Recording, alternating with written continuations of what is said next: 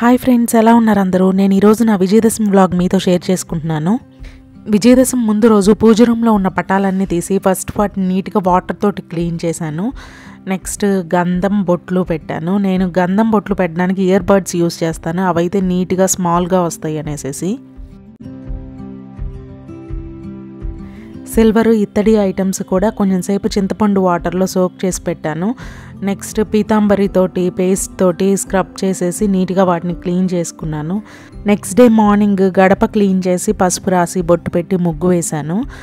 మా అపార్ట్మెంట్లో festival day house keeping స్టాఫ్కి హాలిడే, సో అవుట్ సైడ్ క్లీనింగ్కి ఈరోజు ఎవరు రారు, అందుకని నేనే క్లీన్ చేసేసుకున్నాను. ఇంట్లో కూడా నాకు హెల్పర్ ఎవరూ లేరు, మొత్తం వర్క్ నేనే చేసేసుకుంటాను. నెక్స్ట్ ఇంట్లో అంతా ఊడ్ చేసి తడిగుడ్డ పెట్టేశాను. నేను మామూలుగా అయితే కనుక మాప్ ఆన్ చేసేస్తాను, బట్ మాకు ఇంట్లో వర్క్ జరుగుతూ ఉండి బాగా డస్ట్ ఉండింది, అందుకని నేనే క్లీన్ చేసేసాను. స్నానం చేసేసి బయట గుమ్మానికి పూలు మామిడాకులు కట్టేశాము.